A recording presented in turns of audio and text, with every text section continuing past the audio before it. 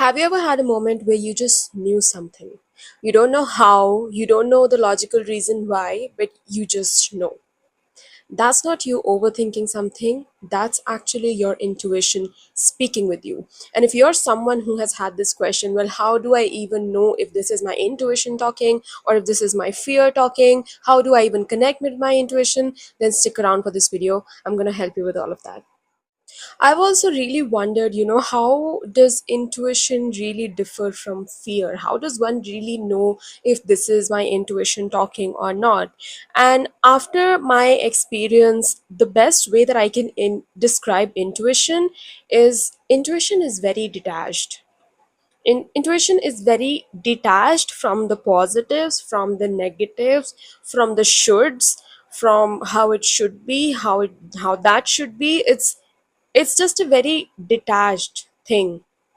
You might not always be able to make sense of it. Actually, a lot of times you're not able to make sense of it because it just comes. It's not something that comes from your spreadsheet of making pros and cons of something. It's not something that comes from you logically thinking about whether this is the right thing or that is the right thing. Should I go in this direction or that direction? It just comes. That's the best way to describe intuition. And it can be really different for different people on how really these things just come to them. Some people, maybe you when you sit in meditation, when you are feeling a bit peaceful and relaxed, some answer pops into your head, that something you have maybe been wondering about since the past few days, and it just comes at that time. For other people, it may be that you're taking a walk in nature, and that's when you feel connected, and that's when the answers come to you. That's when you get those intuitive nudges to maybe do something, to go in some direction, to maybe call up a friend which you don't even know why, but you just want to. For other people, it's not even about, okay, if your mind is quiet at this time, that's when you're getting these intuitive nudges. It just happens in the middle of a day when you are maybe just washing your utensils and something just hits. So it's nearly impossible for anyone to be able to tell you how exactly your intuition is going to hit you. Some people, they see visuals, they see things, and that's how they know. Other people, they hear a message from the universe, like it comes to them in words, and they hear it. Other people, maybe your body reacts. A lot of times our bodies actually react, and they tell us how we feel about a particular situation, because what the mind doesn't know, our body knows, and the body reacts. Maybe you're looking at one particular thing and your body just says no, this is not it. You don't know why, because it looks like something that you should like, but your body just says no, something feels off and this doesn't feel right. So a lot of times our bodies really react to certain situations or to certain people, and we should really listen to what our body is telling us, and then try to make logical sense of it later on. Because a lot of times these things don't really make logical sense in our head. It's just our higher self guiding us towards something. Fear is something that will usually come from your mind. It will usually come from some logical thing that you suddenly thought of and you panicked or something like that. Fear usually has the thoughts of what if this, what if that past thing that happened with me repeats itself. Like there's a lot of mind energy involved when there is fear, and of course when you're thinking so many things, your body is going to go into freeze mode, or it's going to react as if something's wrong. That's usually how fear will represent itself. Intuition is usually that you just know, and it usually happens very quickly. Because let's say you got something from your intuition said something, and within a few seconds your mind popped in and you started thinking all these thoughts. Your intuition said something, and that in that moment when your intuition said something, it was pure. It was the pure connection. It was what your mind cannot explain. That was intuition. But suddenly our mind comes on board, and we start getting these thoughts of, oh, what if this, what if that, no, no, no, this, or la, la, la, la, la. All those fear based thoughts. So that's why the honestly, I can keep on talking in this video that intuition is this, fear is that, here's how you can recognize intuition, this is what fear looks like.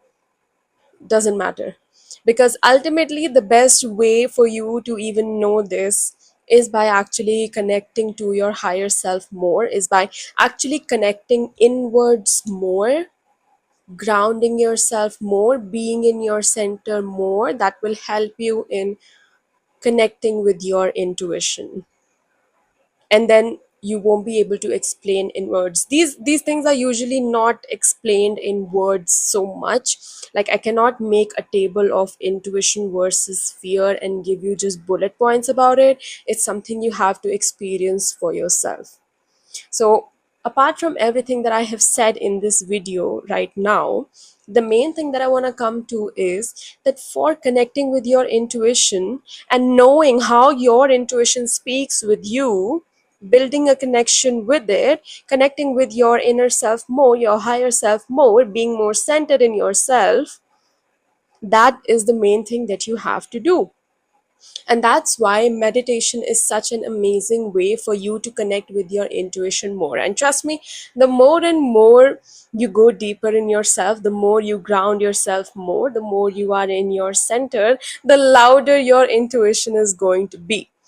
And it's going to come at a point where you just can't ignore your intuition anymore, because previously maybe it was something that came but you ignored it, but now the more and more connected you are with yourself, it becomes really hard to ignore that voice, because that voice becomes really loud. It just comes in your face, because now you are much more in connection with the truth of yourself. So, in order to help you with to connect with your intuition more, first thing is obviously meditation and going deeper within yourself in whichever way you like, by the way. Meditation is stillness practices, but it can also be movement practices. For me, meditation means any sort of activity that brings me closer to my higher self, that brings me more into myself, that brings me more into connection with my inner knowing. So it can really look different. For me, I have personally discovered that both stillness practices and movement practices, they play an important role in meditation, because they both are pretty important. It's not just about sitting still in the mountains, and it's also not just about the movement, at least for me. It can be different for many people. So, regardless of what kind of meditation, what kind of meditative practices are good for you, I also want to give you in this video some journaling prompts that can help you in getting in touch with yourself a lot more, and hence connecting to your intuition more. So, let me give you those prompts now. So, I'm going to be reading these from my laptop. You can grab your notebook and let's begin. The first one is, answer this honestly. How much of your decisions and how much of your choices in your life are governed by what other people have told you to do, by what other people are doing in their lives, and you just absorb all of that and you copy and paste that in your life. This is much more common than you probably think. We all do it in some capacity or the other, because the conditioning from outside has been so thick with a double C, that sometimes we just really even forget who we are, and we just keep carrying on generations and generations the exact same blueprint that has been going on, and our life is actually not even ours. So answer this to yourself very, very honestly. There is no one who's judging you. This is for your own personal understanding, because only when you acknowledge what is happening right now, you can change it then. So I would recommend that you look at both the so-called big aspects of your life as well as small aspects. What do I mean by that? A big aspect of life can be that, let's say, your career. How much of that have you just copy pasted from what other people are doing or what other people have told you to do, rather than what your heart truly wants, rather than what your soul is really guiding you towards? That can be a big area of life. Another big area of life, let's say your relationships. Maybe you have been carrying on the blueprint of a relationship by exactly what you have been seeing in your society, or by some particular dynamic that has played out in your family and you have always seen that. But when you really sit with yourself and be honest with yourself, maybe what you want from a relationship is something different. Okay, so these can be some examples, and the so-called small things in our life can be maybe just the way you dress, and maybe just the way you show up on camera, the way you speak. How much of it is just what people have told you to do? How much of it is what you just saw people doing and you started doing the same thing yourself? And how much is it really what comes out from you, what you truly want to do? And I'm saying air quotes for these big and small areas of life, because in reality, there's no big and small. If a pattern is playing out in your life, it's going to show up in every area of your life, whether that's a big area or a small area or whatever. So, really, there's no big and small when we look at the energetic aspect of things. And even if there's a so-called small area, it's still gonna affect the other areas of your life. So answer this question very honestly. Now let's go to the second one. Is there any time in your day when you're completely free from outer stimuli and you're just sitting with yourself? For example, no phone, no TV, no outer noises, no opinions of others that you're maybe subconsciously taking in. And I'm saying maybe, but most of the times we are taking that in if you're not really self aware. So, how much time in your day do you actually really sit with yourself without any outer stimulus? Because you can only listen to yourself when you can even sit with yourself first. If you, like, let's say I want you to listen to me, but you are nowhere near me to be found. You are sitting in some other part of the country, we are not talking, and I want you to connect with me. How will you connect with me if you're not even in my vicinity, or if you're not even on my mobile video chat or something? If you don't even take time to sit with yourself, how are you supposed to hear yourself? How are you supposed to connect with that inner voice? Maybe that inner voice is coming up with you.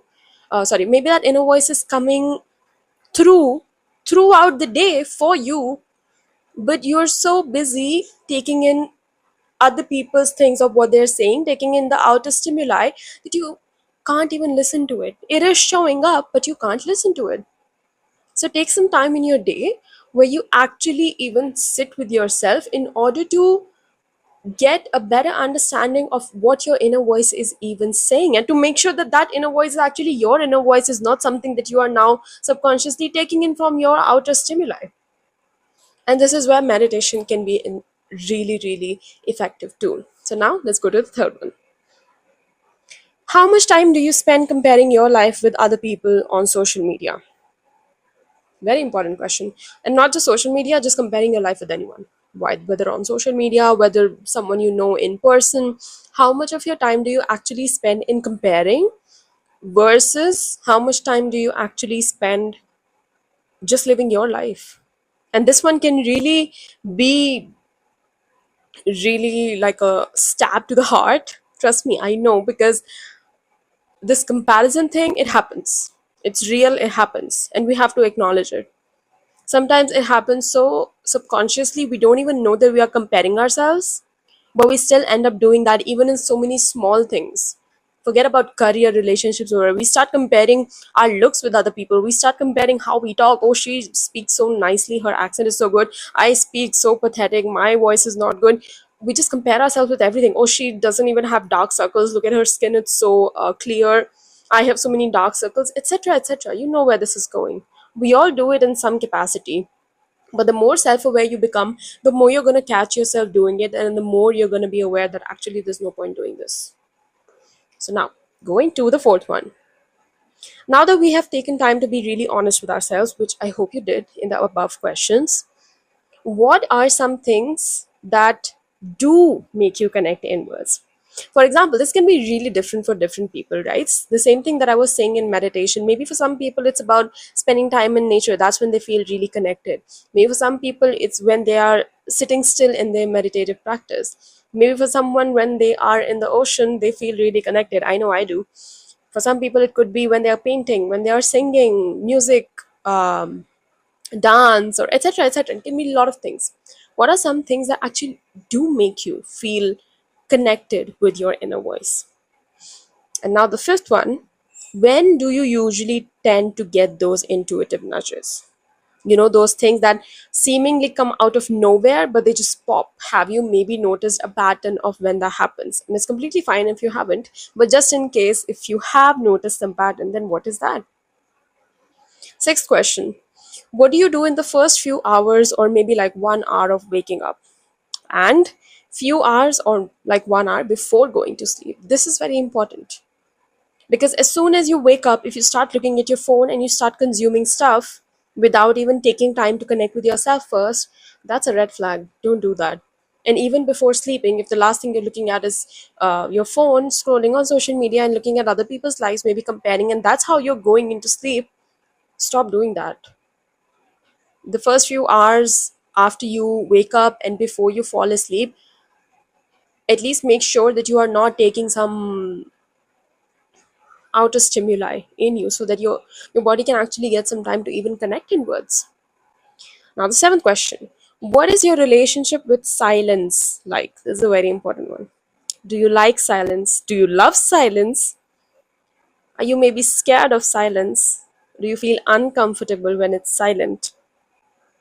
Are you not able to be in silence at all? You just get very jittery and you just want to speak something, or you want to open something on your phone, like silence, oh my god, no.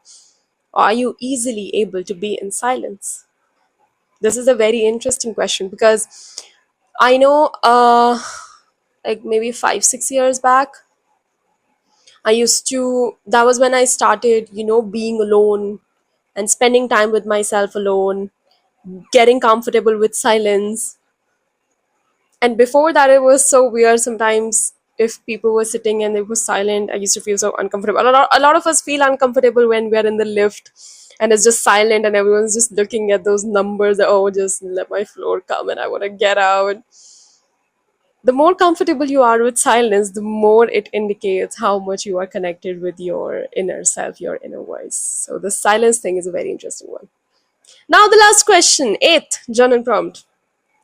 Based on your answers of the question number 3 till question number 7, what changes are you going to make in your life going forwards that are going to help you listen to that one voice that actually does matter, which is your own true voice, not the voice that has been conditioned, but your true inner self and what your soul is guiding you towards. So I hope these journaling prompts helped you. And I would say definitely take some time to be honest with yourself in these journaling prompts if you are doing these journaling prompts. Because if you're not being honest with yourself, there's no point anyway. Nobody is judging you here, nobody is checking your answers. It's just for you and your growth. So be very honest with yourself. And if you want to go deeper into the topic of comparison that I have spoken about in this video, I've actually shot a whole another video about it. So make sure you watch that video after finishing this one. And if you like this video, make sure to hit the subscribe button and I'll see you in my next video. Bye.